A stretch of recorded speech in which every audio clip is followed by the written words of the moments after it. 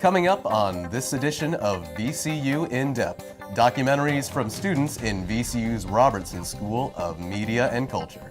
We'll find out about the efforts of some dedicated video gamers to preserve that medium's history. And then we find out what it's like to be African American and part of the LGBT community. VCU In-Depth begins right now.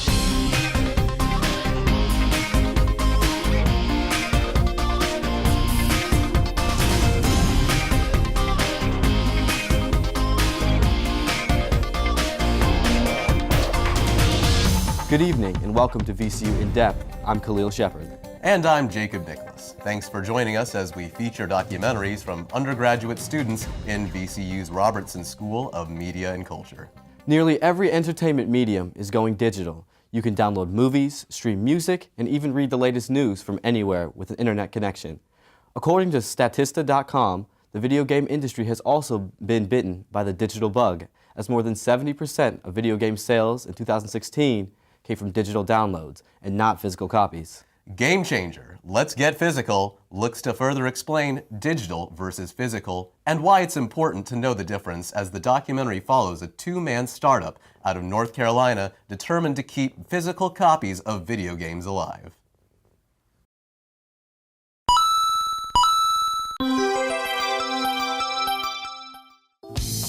To many people, video games are a world away from everyday life. Whether it's traversing Hoth to defeat the rebel scum, or beginning your adventure across Kanto to find just the right Pokemon, the community of gamers continues to grow and grow. There are an estimated 2.2 billion gamers across the globe, and the video game industry is worth over $100 billion annually. With advancements in technology, video games are increasingly searching for new methods to keep up. This has led game companies to produce online digital copies for the convenience of not having to go to the store to buy a physical copy. Physical is anything from arcade games to a disc in a box, and digital is any game you can download online. Digital game sales now account for 87% of the video game market, but why is it a problem? Physical games allow you to play the game whenever you want, without the fear that your right to play it will disappear, whereas digital games only give you a license to play the game, meaning that if the company that made the game removes it from the online store, your video game that you paid for is gone forever. This has caused plenty of gamers to be hesitant buying games that are only released online because they believe that video games are art forms worthy of physical preservation. Well, I think there's room for both because I think each has their own advantages and disadvantages. When, if you're talking physical, it's something you can hold, it's something that you feel ownership of. But digital, there's always that, we've reached this age where everything can be backed up or replaced once it's lost, as opposed to physical where once it's lost, you're basically on the hook to buy it again, that kind of thing. With games nowadays, I feel like it's less about the patterns or really like just, having the skill of like hand-eye coordination as so much as it is just playing a story and that the story and the artwork look like really nice and real. It's a part of history. I mean, every part of history should be preserved for its importance of what the impact it had on society, and it's absolutely had a huge impact on a lot of people's lives.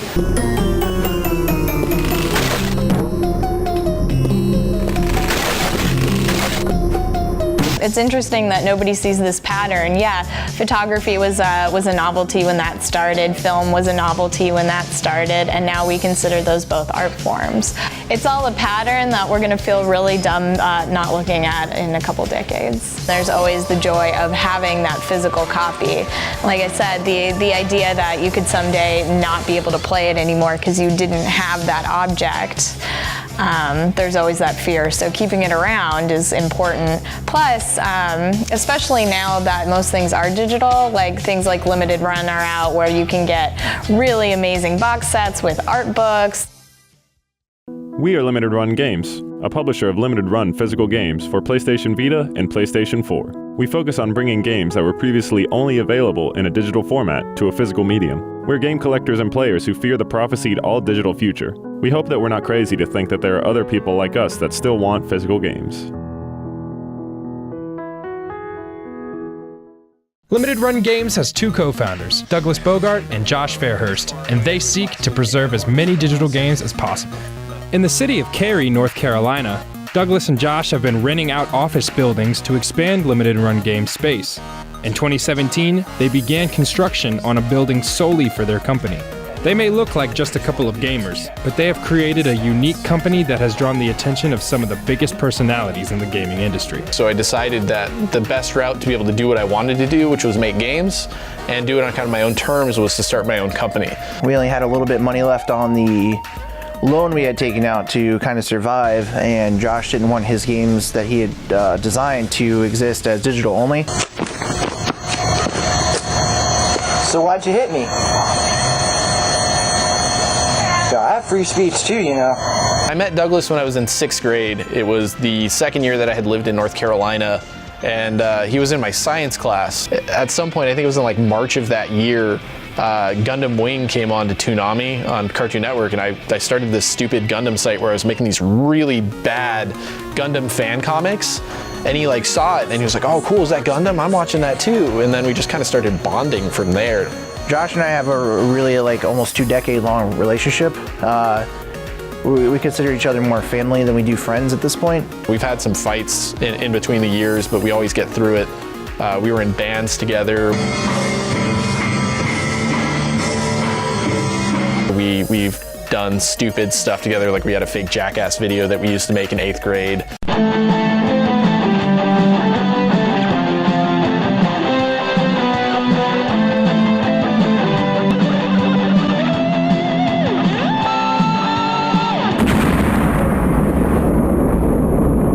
To attract developers, Limited Run Games pays for all the costs to make the physical games, and in return, the developer is charged with the same fee it would cost to put the game out digitally. Their goal is to make more money for the developers, while only keeping a small fraction of the sales the game makes after its physical release on the Limited Run website.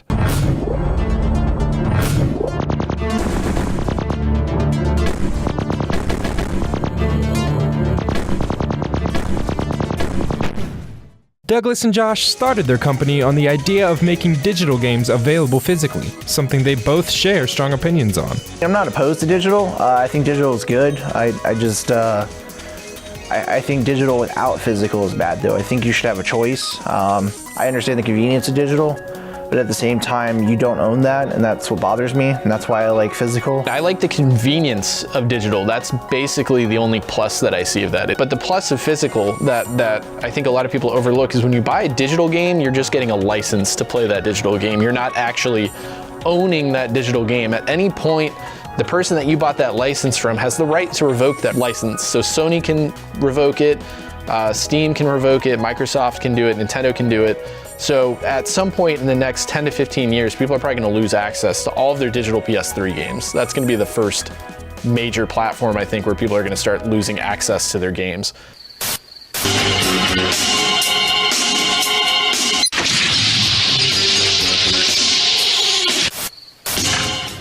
Retro video game stores such as Bits and Pixels, managed by Lindsay Bankel, provide a nostalgic experience by selling only physical games from all generations. You don't just get people who collect video games, you get people who maybe, just want to recreate Christmas 1987 one year for their spouse. Similar stores such as the Tech Exchange, managed by Holly Wright, still exclusively sell physical games because the store caters to game collectors. I feel like old games teach an extreme amount of patience and hard work and dedication. It's a part of history, and digital media and like electronics and everything shouldn't just be thought of as just electronics and just temporary forms of art, and video games are truly an art form.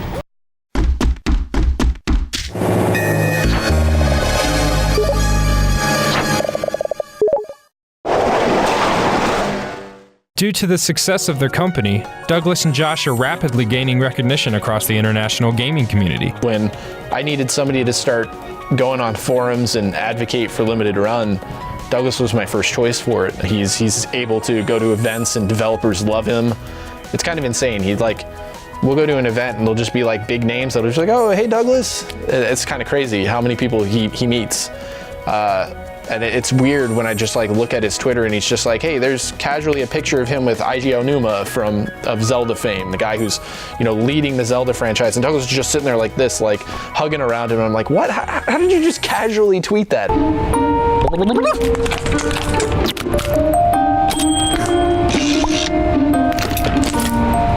The limited run duo felt their company had truly taken off when a popular PlayStation developer reached out to them to publish a game, and not the other way around. It really wasn't something that I think we had considered, that a company as big as Oddworld would actually reach out to us and say like, hey, we really like what you're doing. Do you want to discuss putting out Oddworld New and Tasty? Websites that normally wouldn't even talk about us were talking about us, and then I remember going to E3 and like being stopped like every few minutes. Every one of our interviews expressed in some way their uncertainty of relying on digital games. Not that people really care about these games that much, but there's a game called Speakeasy that was available for 2 months. And it's gone. You can't download it anymore. Only like 900 people got that game. It's not up on the Pirate Bay. It's not up on any torrent sites. That game is gone forever. There's always the fear that there will be a day where I can't play this, weird game that is now considered shovelware, but I enjoyed as a kid.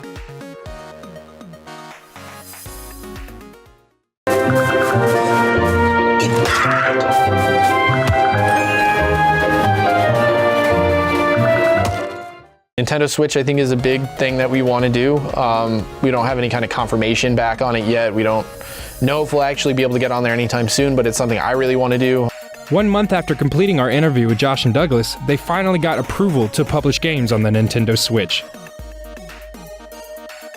At the end of the day, video gamers just want to play, and if a completely digital future is dawning, then that would be a total game changer.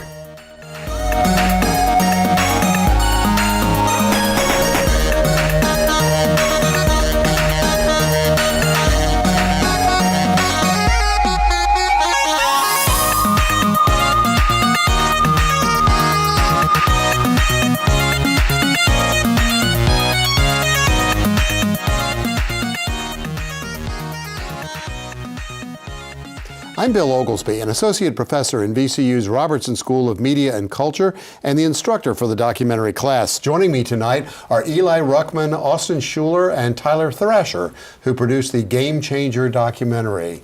That was an interesting one. Eli, tell us exactly why you chose video games to be the subject of this. I assume you have some experience with those. Yeah, I collect and play video games. I love video games as a physical art form, and I chose to do the documentary on this because it's just a big passion of mine, and more people I feel like should know that video games deserve to be preserved physically. For example, the Library of Congress houses all forms of, photographs, newspapers, music as art forms in history. Not until about 2 years ago they started preserving video games, and even then they have a small number compared to the vast number of other forms of media. So already video games as an art form of media are far less, greater than what they could be. Right. So, Austin, tell me what the biggest challenge you guys faced while doing this documentary. I would say just trying to tell this story in a way that everybody could understand, especially people who might not have knowledge of digital versus physical video games, or just video game knowledge in general. But I think we did a good job of kind of laying it all out there and explaining it in a way that everyone could understand. Yeah, it really does have its own language, doesn't it? Yeah, it really does. Like if you don't know some of the topics or the language that we use in the documentary, then it might be hard to follow, but I think we succeeded in doing that. So I know you brought some knowledge to the documentary, but tell us, Tyler, did you actually learn some things while making this? Did I learn some things? I didn't really know much about it to begin with before we even started. It was Eli's goal because he wanted to do video games, and I was like, I've always played them before, and that's all I ever did was just play the games. I didn't actually appreciate them for what they are. And once I found out about how digital versus physical exists and how there's a problem that's increasing with that, it became more to me. Just video games started meaning more to me, and then when I play them, I sort of appreciate them a little more. Yeah, I would have never known until I saw this that games actually disappear when formats change. Because you think of music and other things as sort of crossing over into new formats. But anyway, that's for another time. Yeah. I've been speaking with Robertson School students and documentary producers Eli Ruckman, Austin Schuler, and Tyler Thrasher. Thanks for joining us, guys. Thanks, Dr. Oglesby. Imagine being harassed, ridiculed, and ostracized on an everyday basis because you're gay, queer, transmasculine, or gender nonconformant.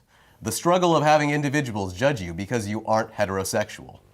Having a double target on your back because you are African American and a part of the LGBT community. This is the reality for the 4 individuals highlighted in this documentary called Black Rainbow. We're going straight to hell.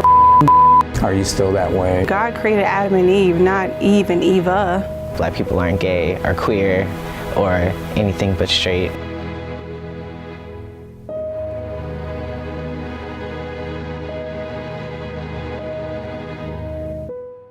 Members of the LGBTQIA community often face verbal harassment, but in some instances, these hate acts go beyond words and result in death. According to the National Coalition of Anti-Violence Programs, Black people within the LGBT community are the most likely to be killed. Although these individuals endure a lot of ridicule from the outside world, many have the courage to persevere and be their own person.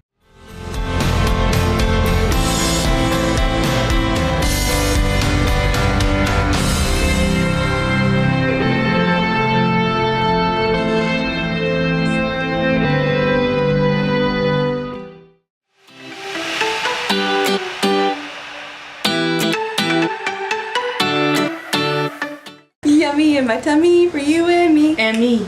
Really? Meet Rihanna and Brittany. They have been engaged for 9 months and will get married soon. I am a proud bisexual. I'm gender non-conformant, but I still know that I'm female. So the way our relationship started was she and I was on a website called OkCupid. And so I was going through, like, when you're on the website, it shows you like people that you kind of match with. And so like going through them and like, I was like, oh, no. So then I finally like came across this individual's picture. And so after like reading her bio, she was interested in like, well, I found out she was a social worker. She was interested in like working in the field of like incarceration. So I was like, okay, well, let me just like slide in her DMs or whatever. Funny. So I guess the way I knew she was a match was that it showed up like I probably swiped right. It's kind of like Tinder. I swiped right and it said I was interested, and then it popped up as that she also swiped right. Then I was like, okay, cool. So the next thing you know, before I could even like go to another part of the app, it was like ping, a little message went off. I was just sitting there looking at it like, what do I say? This is what I made in 2014-15. Meet Black queer activist Mickey Jordan. He's an advocate for equality in the LGBT community. But also, there's like a... I identify as a queer, transgender, transmasculine person. I work with Song or Southerners on New Ground, and I also work at Side by Side, which is a LGBT youth center in Richmond. Mickey is a mentor for Side by Side, an organization that teaches children how to fight for the right to be themselves in today's society. Any of our youth like need clothes for like financial reasons, or like a lot of our youth are trans, so they might not have clothes that like match their gender identity. So we try and like, we have like a bunch of free clothes that we get from diversity or people who just donate them, so they can just come and get the clothes that they need. They've definitely like politicized me in a lot of ways and like helped me understand the ways that the LGBT community as a whole can tend to like do this thing where they focus on like one issue at a time. And like for a long time it was like marriage, and then after that it was just like, maybe let's talk about like trans people, but like only in bathrooms. So like Song as an organization tries to see people as like, you know, like multi-issue people, because like we lead like multi-issue lives, and like it's not just like we're like focusing on like those two things is only really gonna help a lot of white people, and it ignores the other things that like people of color who are LGBTQ or like undocumented people who are LGBTQ like have to deal with. We also rent out the space to organizations for their events, a lot of class reunion events. Meet Rodney Lofton. He is an advocate for the Black LGBT community at Diversity Richmond. As well as the thrift store goes back into the community. I identify as a Black gay man. Wanting to make sure that people in our community, people that look like me, know that there's a place here at Diversity for Them, and wanting to make sure that the voices of Black LGBTQ folk were included in the conversation as it relates to programs and services that are available to our community. Rihanna and Brittany both came out by letter, while Rodney came out to his mom over the phone. Mickey, on the other hand, hasn't come out to his mom's side of the family. Like with my mom's side, I have not told them much about anything, just because like the few people that I have talked to kind of just respond in a really like dismissive way and like use religion as like a shield to like prove that it's not real. The Black church has long been the foundation of the African American community. Unfortunately, some members of this community tend to use the teachings of religion to cast a negative light upon their fellow LGBTQ members. The Black church is the foundation of our community. Being raised in like a Baptist church, and even just going back there recently, you know, understanding their stance of like not being supportive of those who identify as being gay or lesbian. And I remember Brittany and I, we were like sitting in the audience because like, you know, it's like a really good sermon, really applicable to any and everybody. But then it was just kind of funny because towards the end, the pastor was like, oh, well, yeah, you know, we're gonna pray for those who are gay or lesbian to find their way, the right way through life, and like. And let's pray that they don't have any identity crisis. Right, and that's what he particularly said. And then they said gender identity. I don't feel like that's a thing that all Black people do, because I do know a lot of Black queer people and a lot of like Black supportive parents and stuff, or like families. But I do think that the church is something that's like really ingrained. Throughout the years, media has treated being queer as either an opportunity to inform.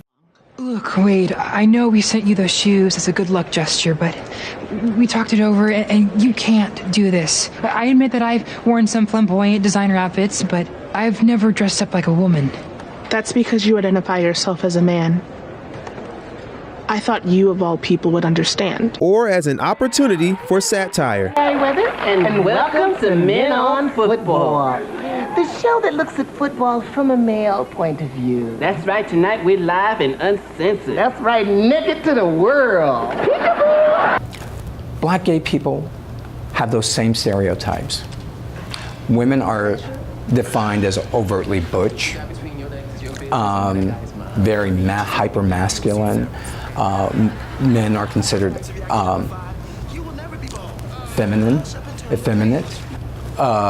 Drag queens, the best friend, the sissy best friend. I think it depends very much on who's writing it, because a lot of times who's writing these shows are white people. So like, white people are gonna write things with the way they think that like Black people look or act, which a lot of times is heavily relies on stereotypes, even if it's like more progressive. Even in terms of commercials, like there's still a long way to go on that, because it's not uncommon to have a person of color who is heterosexual play a role of somebody who is homosexual, when there's plenty of us, honey, in the film industry, in the world, who could have done this part, but instead you want to choose somebody who does not embrace that role wholeheartedly internally. Despite Rodney and Mickey's positive activism, despite Rihanna and Brittany's positive love for each other, the plight of their choice to be their authentic self still looms over them.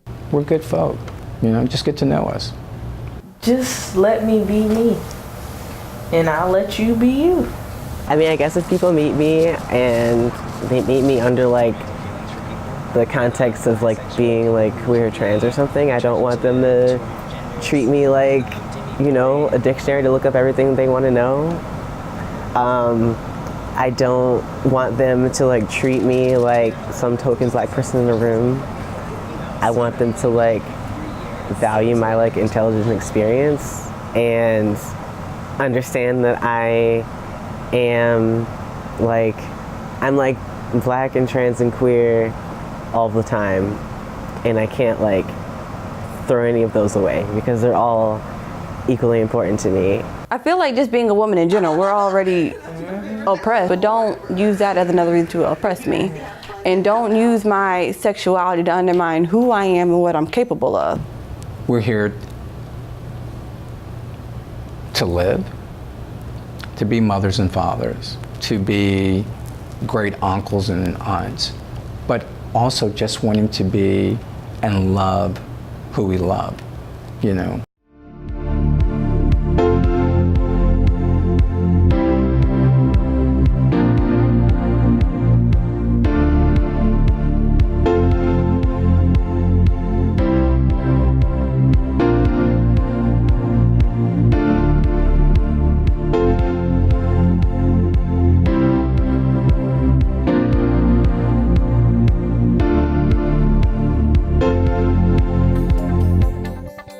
We're here with the student producers of Black Rainbow, at least a couple of them, Deja Norman and Quincy Tucker. Kiana Vincent unfortunately couldn't be with us this evening, but let me start with you, Deja. You know, we've had other semesters where we've had the topic of LGBT rights and so forth come up in different docs, but I guess this is the first one where it's been specifically African American. What made you choose that particular subject? Well, with all of the producers being Black, we wanted to do something that was within the Black community and shine some positive light on an issue. This issue is most of the time deemed as taboo or in a negative light.